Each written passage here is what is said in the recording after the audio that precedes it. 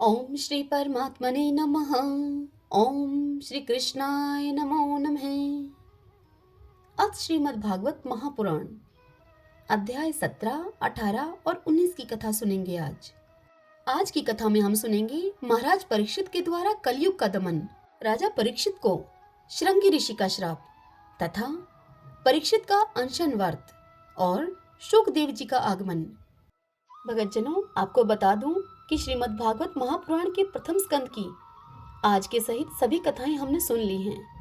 अब कल से हम श्रीमद् भागवत महापुराण के द्वितीय स्कंद की कथाएं सुनना प्रारंभ करेंगे। तो आइए अब आज की कथा का श्रवण करते हैं। सूत जी कहते हैं कि हे शौनक जी, वहां पहुंचकर राजा परीक्षित ने देखा कि एक राजवेशधारी शूद्र हाथ में डंडा लिए हुए हैं और गाय बैल के एक जोड़े को इस तरह से पीटता जा रहा है जैसे कि उनका कोई स्वामी ही न हो। वह कमल तंतु के समान श्वेत रंग का बैल एक पैर से खड़ा कांप रहा था तथा शूद्र की ताड़ना से पीड़ित और भयभीत होकर मूत्र त्याग कर रहा था। धर्म उपयोगी दूध, घी आदि हविष्य पदार्थों को देने वाली वह गाय भी बार बार शूद्र के पैरों की ठोकरें खाकर अत्यंत दीन हो रही थी। एक तो वह स्वयं ही दुबली पतली थी, दूसरे उसका बछड़ा भी उसके पास नहीं था। उस गाय को भूख लगी थी और उसकी आंखों से आंसू बहते जा रहे थे। स्वर्ण जटित रथ पर चढ़े हुए राजा परीक्षित ने अपना धनुष चढ़ाकर मेघ के समान गंभीर वाणी से उसको ललकारा। अरे, तू कौन है जो बलवान होकर भी मेरे राज्य के इन दुर्बल प्राणियों को बलपूर्वक मार रहा है? तूने नट की भांति वेश तो राजा का सा बना रखा है, परंतु कर्म से तू शूद्र जान पड़ता है। हमारे दादा अर्जुन के साथ भगवान श्री कृष्ण के परम धाम पधार जाने पर इस प्रकार निर्जन स्थान में निरअपराधों पर प्रहार करने वाला तू अपराधी है, अतः तू वध के योग्य है। उन्होंने धर्म से पूछा, कमलनाल के समान आपका श्वेत वर्ण है, 3 पैर न होने पर भी आप एक पैर से ही चलते फिरते हैं। यह देखकर मुझे बड़ा कष्ट हो रहा है। बतलाइए, आप क्या बैल के रूप में कोई देवता हैं? अभी यह भूमंडल पूर्ववंशी नरपतियों के बाहुबल से सुरक्षित है। इसमें आपके सिवा और किसी भी प्राणी की आंखों से शोक के आंसू बहते मैंने नहीं देखे हैं। हे धेनुपुत्र, अब आप शोक न करें, इस शूद्र से निर्भय हो जाएं। गोमाता, मैं दुष्टों को दंड देने वाला हूँ, अब आप रोए नहीं, आपका कल्याण हो। हे देवी, जिस राजा के राज्य में दुष्टों के उपद्रव से सारी प्रजा त्रस्त रहती है, उस मतवाले राजा की कीर्ति, आयु, ऐश्वर्य और परलोक नष्ट हो जाते हैं। राजाओं का परम धर्म यही है कि वे दुखियों का दुख दूर करें। यह महादुष्ट और प्राणियों को पीड़ित करने वाला है, अतः मैं अभी इसे मार डालूंगा। हे सुरभिनंदन, आप तो 4 पैर वाले जीव हैं, आपके 3 पैर किसने काट डाले? श्री कृष्ण के अनुयायी राजाओं के राज्य में कभी कोई भी आपकी तरह दुखी न हो। हे वृषभ, आपका कल्याण हो। बताइए, आप जैसे निरपराध साधुओं का अंग भंग करके किस दुष्ट ने पांडवों की कीर्ति में कलंक लगाया है? जो किसी निरपराध प्राणी को सताता है, उसे चाहे वह कभी कहीं भी रहे, मेरा भय अवश्य होगा। दुष्टों का दमन करने से साधुओं का कल्याण ही होता है। जो उदंड व्यक्ति निरपराध प्राणियों को दुख देता है, वह चाहे साक्षात देवता ही क्यों न हो, मैं उसकी बाजूबंद से विभूषित भुजा को काट डालूंगा। बिना आपत्ति काल के मर्यादा का उल्लंघन करने वालों को शास्त्र के अनुसार दंड देते हुए अपने धर्म में स्थित लोगों का पालन करना राजाओं का परम धर्म है। तब धर्म ने कहा, हे राजन, आप महाराज पांडु के वंशज हैं, आपका इस प्रकार दुखियों को आश्वासन देना आपके योग्य ही है, क्योंकि आपके पूर्वजों के श्रेष्ठ गुणों ने भगवान श्री कृष्ण को उनका सारथी और दूत आदि बना दिया था। हे नरेंद्र, शास्त्रों के विभिन्न वचनों से मोहित होने के कारण हम उस पुरुष को नहीं जानते जिससे कलेशों के कारण उत्पन्न होते हैं। जो लोग किसी भी प्रकार के द्वैत को स्वीकार नहीं करते, वे अपने आप को ही अपने दुख का कारण बतलाते हैं। कोई प्रारब्ध को कारण बतलाते हैं तो कोई कर्म को बतलाते हैं। कुछ लोग स्वभाव को बतलाते हैं तो कुछ लोग ईश्वर को दुख का कारण मानते हैं। किन्हीं किन्हीं का ऐसा भी निश्चय है कि दुख का कारण न तो तर्क के द्वारा जाना जा सकता है, न वाणी के द्वारा बतलाया जा सकता है। हे राजऋषि, अब इनमें कौन सा मत ठीक है, यह आप अपनी बुद्धि से ही विचार कर लीजिए। सूत जी कहते हैं, हे ऋषि श्रेष्ठ शौनक जी, धर्म का यह वचन सुनकर सम्राट परीक्षित बहुत प्रसन्न हुए, उनका खेद मिट गया। उन्होंने शांतचित होकर उनसे कहा। परीक्षित ने कहा, धर्म का तत्व जानने वाले वृषभदेव, आप धर्म का उपदेश कर रहे हैं।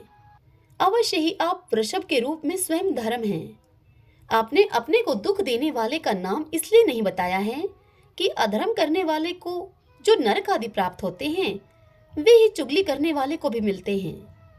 अथवा यही सिद्धांत निश्चित है कि प्राणियों के मन और वाणी से परमेश्वर की माया के स्वरूप का निरूपण नहीं किया जा सकता। हे धर्मदेव, सतयुग में आपके 4 चरण थे, तप, पवित्रता, दया और सत्य। इस समय अधर्म के अंश, गर्व, आसक्ति और मद से 3 चरण नष्ट हो चुके हैं। अब आपका 4था चरण केवल सत्य ही बच रहा है। उसी के बल पर आप जी रहे हैं। असत्य से पुष्ट हुआ यह अधर्म रूप कलयुग उसे भी ग्रास कर लेना चाहता है। ये गौ माता साक्षात पृथ्वी हैं। भगवान ने इनका भारी बोझ उतार दिया था और ये उनके राशि राशि सौंदर्य बिखेरने वाले चरण चिन्हों से सर्वत्र उत्सवमयी हो गई थी। अब ये उनसे बिछुड़ गई हैं। वे साध्वी अभागिनी के समान नेत्रों में जल भरकर यह चिंता कर रही हैं कि अब राजा का स्वांग बनाकर ये ब्राह्मण द्रोही शूद्र मुझे भोगेंगे। महारथी परीक्षित ने इस प्रकार धर्म और पृथ्वी को सांत्वना दी।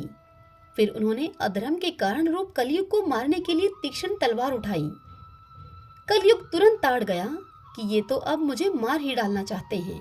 अतः झटपट उसने अपने राज चिन्ह उतार डाले और भय विह्वल होकर उनके चरणों में अपना सिर रख दिया। परीक्षित बड़े यशस्वी, दीनवत्सल और शरणागत रक्षक थे। उन्होंने जब कलयुग को अपने पैरों पर पड़े हुए देखा तो कृपा करके उसको मारा नहीं, अपितु हंसते हुए कलयुग से इस प्रकार कहा।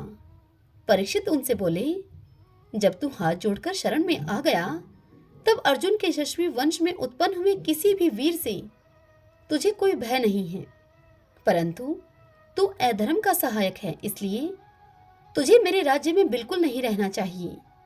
तेरे राजाओं के शरीर में रहने से ही लोभ, झूठ, चोरी, दुष्टता, स्वधर्म, त्याग, दरिद्रता, कपट, कलह, दंभ और दूसरे पापों की बढ़ती हो रही है। अतः अधर्म के साथी इस ब्रह्मावर्त में तू एक क्षण के लिए भी न ठहरना, क्योंकि यह धर्म और सत्य का निवास स्थान है। इस क्षेत्र में यज्ञ विधि के जानने वाले महात्मा यज्ञों के द्वारा यज्ञ पुरुष भगवान की आराधना करते रहते हैं। इस देश में भगवान श्री हरि यज्ञों के रूप में निवास करते हैं। यज्ञों के द्वारा उनकी पूजा होती है और वे यज्ञ करने वालों का कल्याण करते हैं। वे सर्वात्मा भगवान वायु की भांति समस्त चराचर जीवों के भीतर और बाहर एक रस स्थित रहते हुए उनकी कामनाओं को पूर्ण करते रहते हैं। सूत जी कहते हैं कि हे शौनक जी, परीक्षित की यह आज्ञा सुनकर कलयुग सिहर उठा। यमराज के समान मारने के लिए उदत हाथ में तलवार लिए हुए परीक्षित से वह इस प्रकार बोला। कलयुग ने परीक्षित से कहा, हे सार्वभौम, आपकी आज्ञा से जहां कहीं भी मैं रहने का विचार करता हूँ, वहीं देखता हूँ कि आप धनुष पर बाण चढ़ाए हुए वहां खड़े हैं।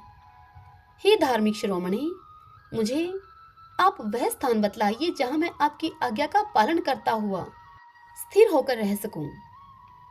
सूत जी कहते हैं कि हे शौनक जी, कलयुग की इस प्रार्थना को स्वीकार करते हुए राजा परीक्षित ने उसे 4 स्थान बताए: धुत, मदपान, स्त्री संग और हिंसा। इन स्थानों में कर्मशः, असत्य, मद, आसक्ति और निर्दयता, ये 4 प्रकार के अधर्म निवास करते हैं। उसने और भी स्थान मांगे। तब समर्थ परीक्षित ने उसे रहने के लिए एक और स्थान स्वर्ण दिया, अर्थात धन दिया।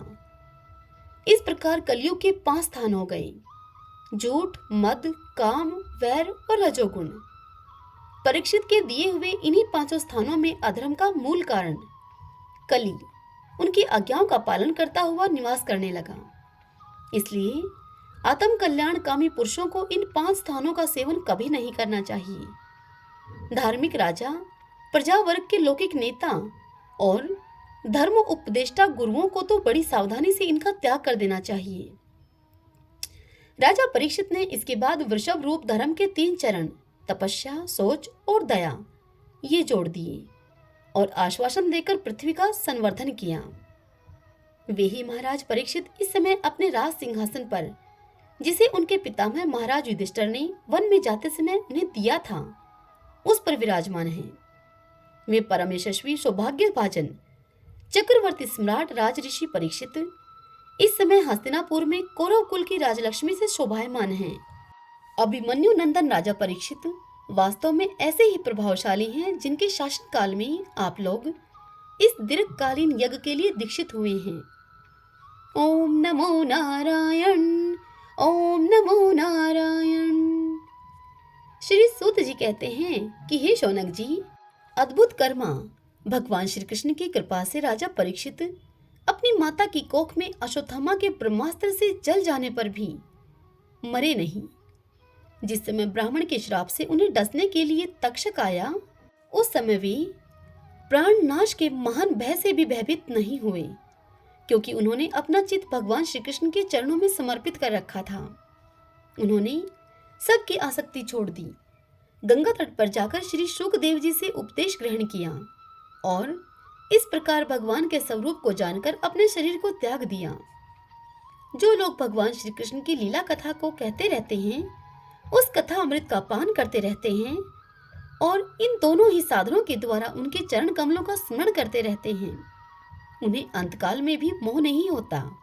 जब तक पृथ्वी पर अभिमन्यु नंदन महाराज परीक्षित सम्राट रहे, तब तक चारों ओर व्याप्त हो जाने पर भी कलयुग का कुछ भी प्रभाव नहीं था।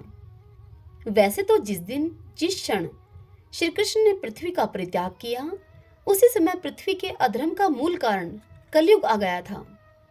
ब्रह्मर के समान सारग्राही सम्राट परीक्षित कलयुग से कोई द्वेष नहीं रखते थे, क्योंकि इसमें यह एक बहुत बड़ा गुण है कि पुण्य कर्म तो संकल्प मात्र से ही फलीभूत हो जाते हैं, परंतु पाप कर्म का फल शरीर से करने पर ही मिलता है, संकल्प मात्र से नहीं। यह भेड़िए के समान बालकों के प्रति शूरवीर और धर्मवीर पुरुषों के लिए बड़ा भीरू है।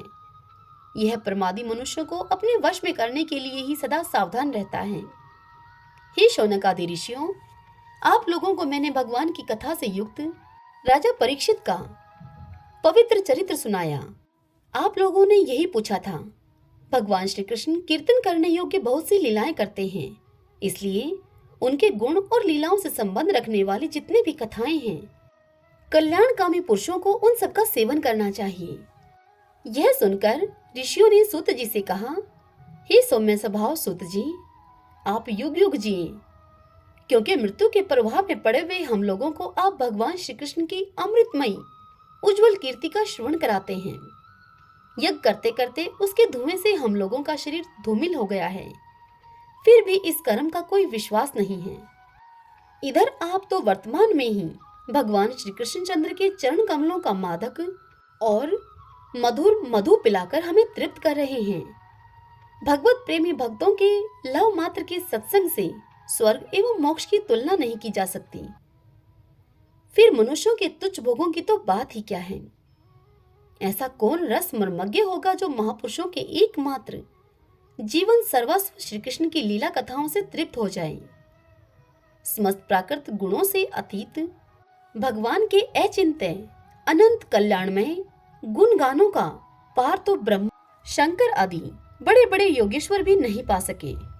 हे विद्वान सूत जी, आप भगवान को ही अपने जीवन का ध्रुव तारा मानते हैं, इसलिए आप सत्पुरुषों के एकमात्र आश्रय भगवान के उद्धार और विशुद्ध चरित्रों का हम श्रद्धालु श्रोताओं के लिए विस्तार से वर्णन कीजिए।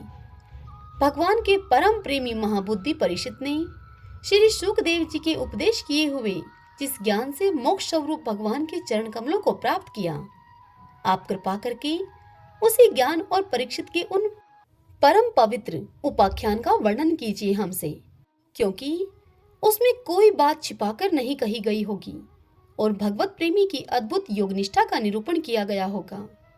उसमें पद पद पर भगवान श्री कृष्ण की लीलाओं का वर्णन हुआ होगा। भगवान के प्यारे भक्तों को वैसा प्रसंग सुनने में बड़ा रस मिलता है। सूत जी कहते हैं कि अहो, विलोम जाति में उत्पन्न होने पर भी महात्माओं की सेवा करने के कारण आज हमारा जन्म सफल हो गया, क्योंकि महापुरुषों के साथ बातचीत करने मात्र से ही नीच कुल में उत्पन्न होने से मनोव्यथा शीघ्र ही मिट जाती है। फिर उन लोगों की तो बात ही क्या है जो सत्पुरुषों के एकमात्र आश्रय भगवान का नाम लेते हैं। भगवान की शक्ति अनंत है, वे स्वयं अनंत हैं। वास्तव में उनके गुणों की अनंतता के कारण ही उन्हें अनंत कहा गया है। भगवान के गुणों की क्षमता भी जब कोई नहीं कर सकता, तब उनसे बढ़कर तो कोई कैसे हो सकता है।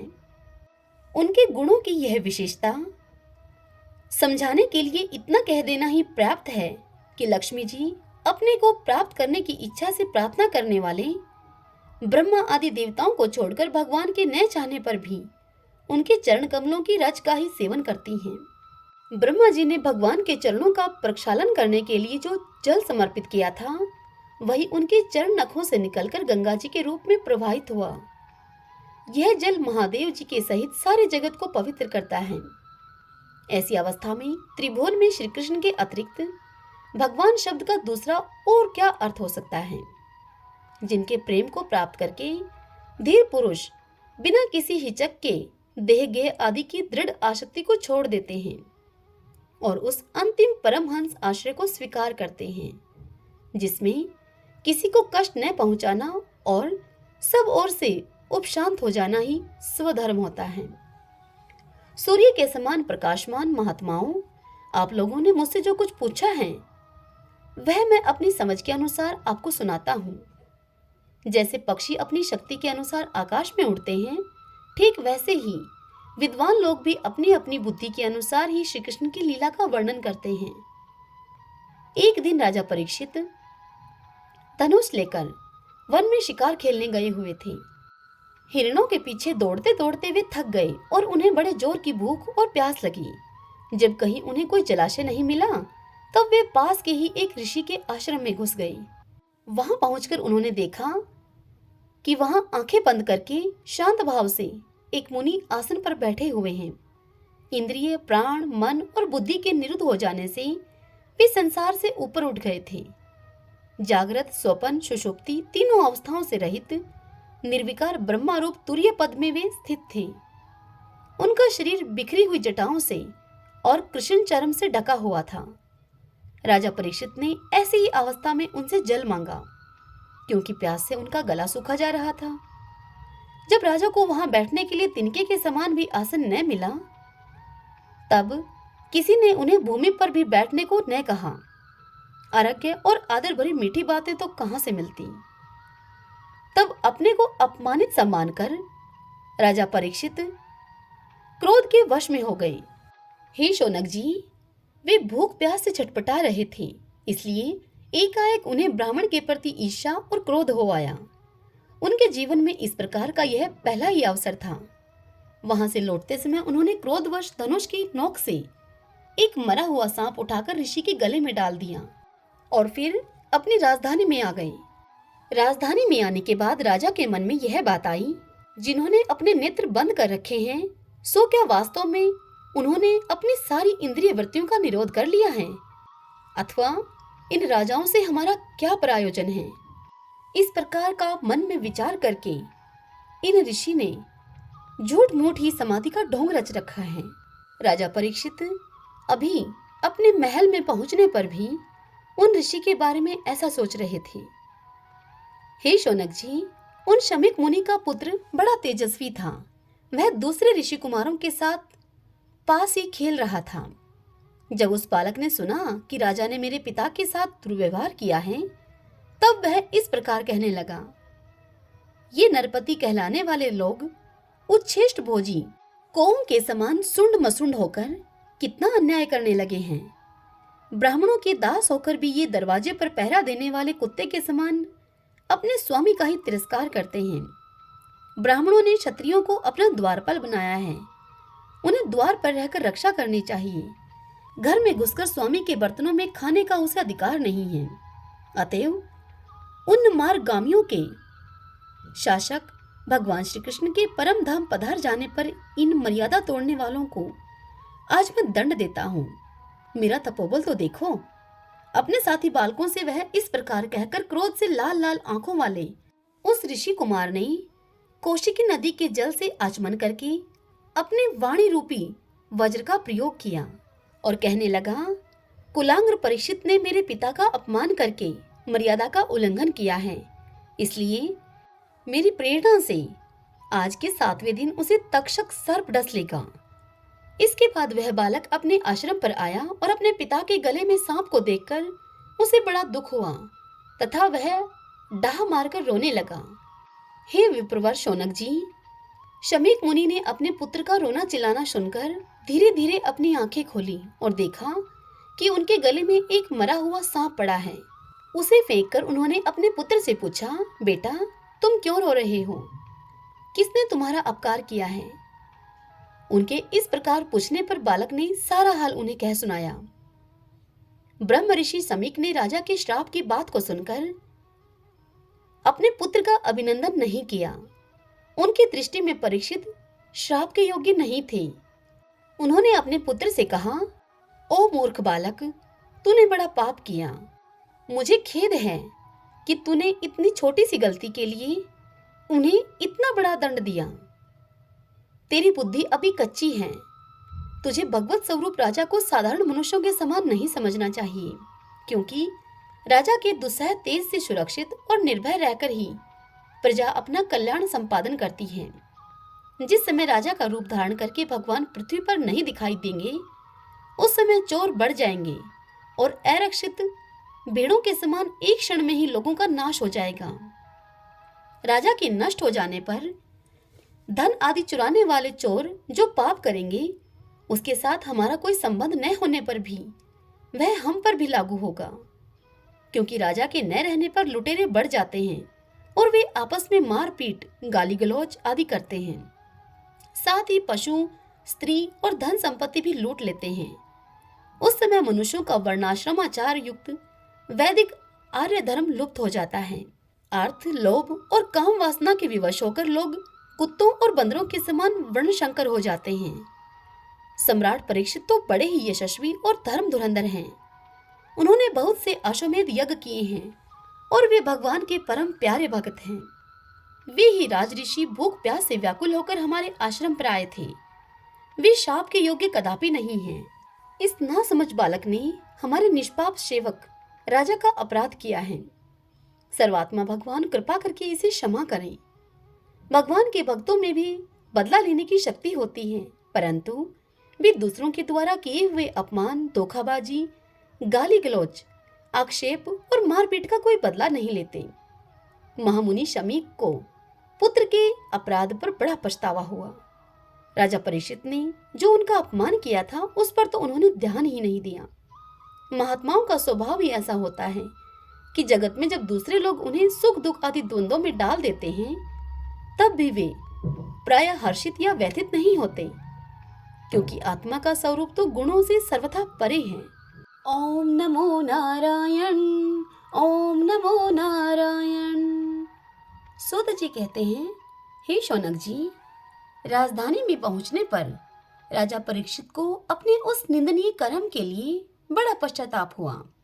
वे अत्यंत उदास हो गए और सोचने लगे कि मैंने निरपराध एवं अपना तेज छुपाए हुए ब्राह्मण के साथ अनार्य पुरुषों के समान ही बड़ा नीच व्यवहार किया। यह बड़ी खेद की बात है।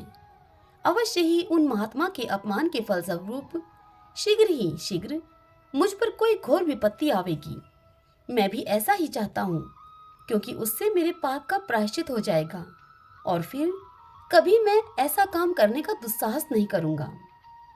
ब्राह्मणों की क्रोध अग्नि आज ही मेरे राज्य, सेना और भरे पूरे खजाने को जलाकर खाक कर दे, जिससे कि फिर कभी मुझ दुष्ट की ब्राह्मण, देवता और गौओं के प्रति ऐसी पाप बुद्धि न हो। वे इस प्रकार चिंता कर ही रहे थे कि उन्हें मालूम हुआ कि ऋषि कुमार के श्राप से तक्षक मुझे डसेगा। उन्हें वह धधकती हुई आग के समान तक्षक का डसना बहुत भला मालूम हुआ। उन्होंने सोचा कि बहुत दिनों से मैं संसार में आसक्त हो रहा था, अब मुझे शीघ्र ही वैराग्य होने का कारण प्राप्त हो गया। राजा परीक्षित, इस लोक और परलोक के भोगों को तो पहले से ही तुच्छ और त्याज्य समझते थे। अब उनका स्वरूपतः त्याग करके भगवान श्री कृष्ण के चरण कमलों की सेवा को ही सर्वोपरि मानकर आमरण अनशन व्रत लेकर अब वे गंगा तट पर बैठ गए। गंगा जी का जल भगवान श्री कृष्ण के चरण कमलों का वह पराग लेकर प्रवाहित होता है जो कि श्रीमती तुलसी जी की गंध से मिश्रित है। यही कारण है कि वे लोकपालों के सहित ऊपर नीचे के समस्त लोगों को पवित्र करती हैं। ऐसा कौन मरणासन पुरुष होगा जो उनका सेवन न करेगा। इस प्रकार गंगा जी के तट पर आमरण अनशन का निश्चय करके उन्होंने समस्त आसक्तियों का परित्याग कर दिया और वे मुनियों का व्रत स्वीकार करके अन्यान्य भाव से श्री कृष्ण के चरण कमलों का ध्यान करने लगे। उस समय त्रिलोकी को पवित्र करने वाले बड़े बड़े महानुभाव ऋषि मुनि अपने शिष्यों के साथ वहां पधारे। संतजन प्रायः तीर्थ यात्रा के बहाने स्वयं उन तीर्थ स्थानों को ही पवित्र करते हैं। उस समय वहां पर अत्रि, वशिष्ठ, चैवन, शरद्वान, अरिष्टनेमि, भृगु, अंगीरा, पराशर, विश्वामित्र, परशुराम, उत्थया, इंद्र परमद, इदम वह, मेधातिथि, देवल, अर्ष्टिसेन, भारद्वाज, गौतम, पिपलाद, मैत्रेय, औरव, कवश, अगस्त्य, भगवान व्यास, नारद और इनके अतिरिक्त और भी कई श्रेष्ठ देव ऋषि, ब्रह्मा ऋषि तथा अरुण आदि राज ऋषि वर्यों का शुभागमन हुआ। इस प्रकार विभिन्न गोत्रों के मुख्य मुख्य ऋषियों को एकत्र देखकर राजा ने सबका यथा योग्य सत्कार किया और उनके चरणों पर सिर रखकर उनकी वंदना की। जब सब लोग आराम से अपने अपने आसनों पर बैठ गए तब महाराज परीक्षित ने उन्हें फिर से प्रणाम किया और उनके सामने खड़े होकर शुद्ध हृदय से अंजलि बांधकर वे जो कुछ करना चाहते थे उसे सुनाने लगे। राजा परीक्षित ने उन सब से कहा कि अहो, समस्त राजाओं में हम धन्य हैं, धन्यतम हैं, क्योंकि अपने शीतल स्वभाव के कारण हम आप महापुरुषों के कृपा पात्र बन गए हैं। राजवंश के लोग प्राय निंदित कर्म करने के कारण ब्राह्मणों के चरण धोवन से दूर पड़ जाते हैं। यह कितने खेद की बात है। मैं भी राजा ही हूँ। निरंतर देह गेह में आसक्त रहने के कारण मैं भी पापरूप ही हो गया हूँ। इसी से स्वयं भगवान ही ब्राह्मण के श्राप के रूप में मुझ पर कृपा करने के लिए पधारे हैं। यह शाप वैराग्य उत्पन्न करने वाला है, क्योंकि इस प्रकार के शाप से संसार शक्त पुरुष भयभीत होकर विरक्त हो जाया करते हैं। हे ब्राह्मणों, अब मैंने अपने चित्त को भगवान के चरणों में समर्पित कर दिया है। आप लोग और माँ गंगा जी मुझे शरणागत जानकर मुझ पर अनुग्रह करें। ब्राह्मण कुमार के शाप से प्रेरित कोई दूसरा कपट से तक्षक का रूप धार करे मुझे डस ले अथवा स्वयं तक्षक आकर मुझे डस ले, इसकी मुझे तनिक भी परवाह नहीं है। आप लोग कृपा करके भगवान की रसमयी लीलाओं का गायन करें।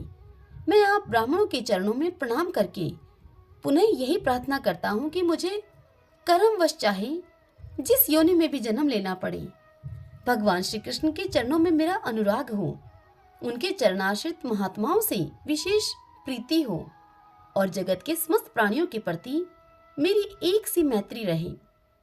ऐसा आप आशीर्वाद दीजिए मुझे। महाराज परीक्षित परम धीर थे। वे ऐसा दृढ़ निश्चय करके गंगा जी के दक्षिण तट पर पूर्वाग्र कुशों के आसन पर उत्तर मुख होकर बैठ गए। राजकाज का भार तो उन्होंने पहले ही अपने पुत्र जन्मेजय को सौंप दिया था। पृथ्वी के एक छत्र सम्राट परीक्षित जब इस प्रकार आमरण अनशन का निश्चय करके बैठ गए, तब आकाश में स्थित देवता लोग बड़े आनंद से उनकी प्रशंसा करते हुए वहां पृथ्वी पर पुष्पों की वर्षा करने लगे तथा उनके नगाड़े बार बार बजने लगे। सभी उपस्थित महर्षियों ने परीक्षित के निश्चय की प्रशंसा की और साधु साधु कहकर उनका अनुमोदन किया। ऋषि लोग तो स्वभाव से ही लोगों पर अनुग्रह की वर्षा करते रहते हैं।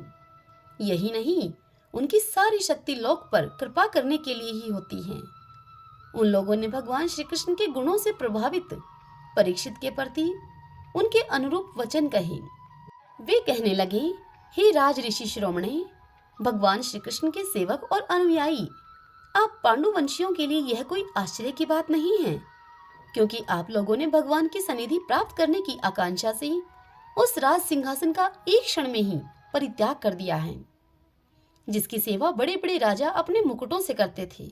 हम सब तब तक यही रहेंगे जब तक कि भगवान के परम भक्त परीक्षित अपने नश्वर शरीर को छोड़कर माया दोष एवं शोक से रहित भगवत धाम में नहीं चले जाते।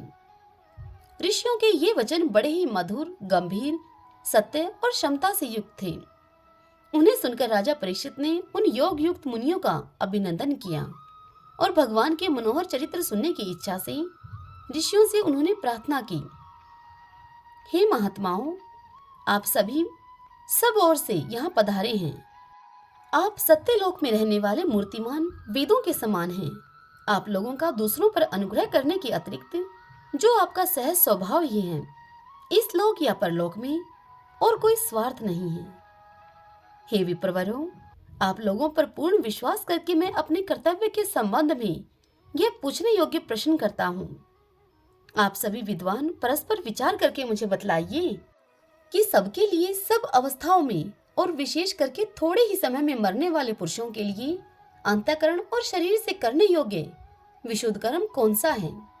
राजा परीक्षित ऋषियों से यह पूछ ही रहे थे कि उसी समय पृथ्वी पर स्वेच्छा से विचरण करते हुए किसी की कोई अपेक्षा न रखने वाले व्यास नंदन भगवान श्री शुकदेव जी महाराज वहां प्रकट हो गए। वे वर्ण अथवा आश्रम के बाह्य चिन्हों से रहित एवं आत्म अनुभूति में संतुष्ट थे। बच्चों और स्त्रियों ने उन्हें घेर रखा था। उनका वेश अवधूत का था। 16 वर्ष की अवस्था थी। चरण, हाथ, जंगा, भुजाएं, कंधे, कपोल और अन्य सब अंग अत्यंत सुकुमार थे। नेत्र बड़े बड़े और मनोहर थे। नासिका कुछ ऊंची थी, कान बराबर थे, सुंदर भौहें थी। इनसे मुख बड़ा ही शोभायमान हो रहा था। उनका गला तो मानो सुंदर शंख ही था। हंसली ढकी हुई, छाती चौड़ी और उभरी हुई, नाभि भंवर के समान गहरी तथा उदर बड़ा ही सुंदर त्रिवली से युक्त था। बड़ी बड़ी भुजाएं थी। मुख पर घुंघराले बाल बिखरे हुए थे। इस दिगंबर वेश में वे श्रेष्ठ देवता के समान तेजस्वी जान पड़ते थे। श्याम रंग था उनका। चित्त को चुराने वाली भरी जवानी थी। वे शरीर की छटा और मधुर मुस्कान से स्त्रियों को सदा ही मनोहर जान पड़ते थे। यद्यपि उन्होंने अपने तेज को छिपा रखा था, फिर भी उनके लक्षण जानने वाले मुनियों ने उन्हें पहचान ही लिया और वे सबके सब अपने अपने आसन छोड़कर उनके सम्मान के लिए उठ खड़े हुए। राजा परीक्षित ने अतिथि रूप से पधारे हुए श्री शुकदेव जी को सिर झुकाकर प्रणाम किया और उनकी पूजा की। उनके स्वरूप को न जानने वाले बच्चे और स्त्रियां उनकी यह महिमा देखकर वहां से लौट गए। सबके द्वारा सम्मानित होकर श्री शुकदेव जी श्रेष्ठ आसन पर विराजमान हुए। ग्रह, नक्षत्र और तारों से घिरे हुए चंद्रमा के समान ब्रह्मा ऋषि, देव ऋषि और राज ऋषियों के समूह से आवृत श्री शुकदेव जी अत्यंत शोभायमान हुए। वास्तव में वे महात्माओं के भी आदरणीय थे।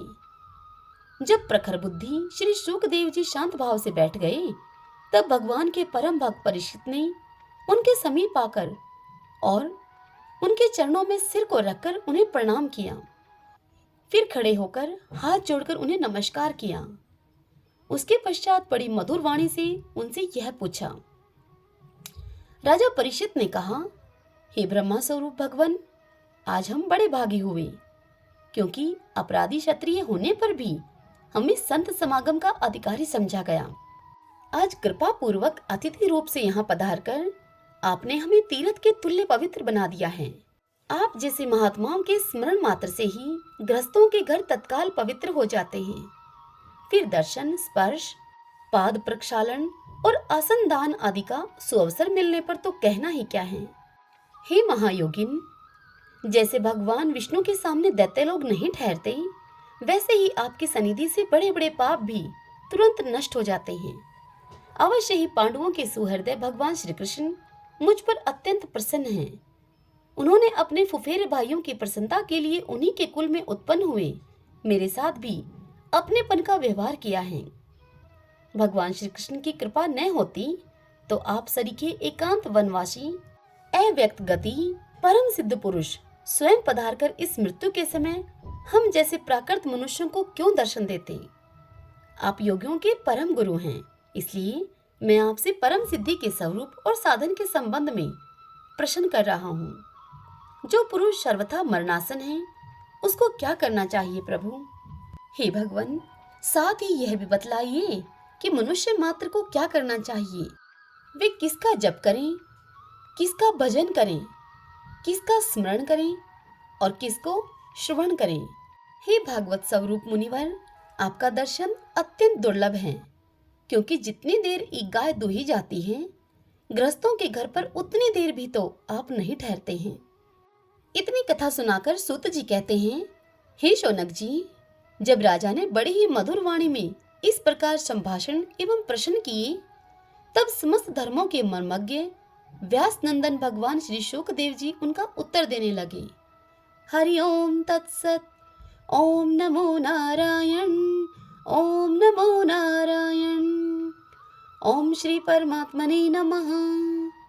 भगतजनों, आज की कथा यहीं समाप्त होती है। कल से हम द्वितीय स्कंद की कथा सुनेंगे। कल की कथा में हम सुनेंगे ध्यान विधि और भगवान के विराट स्वरूप का वर्णन, भगवान के स्थूल और सूक्ष्म रूपों की धारणा तथा कर्म मुक्ति और सदो मुक्ति का वर्णन और कामनाओं के अनुसार विभिन्न देवताओं की उपासना तथा भगवत भक्ति के प्राधान्य का निरूपण। कल हम इस पावन कथा का रसपान करेंगे। जय श्री कृष्णा। राधे राधे।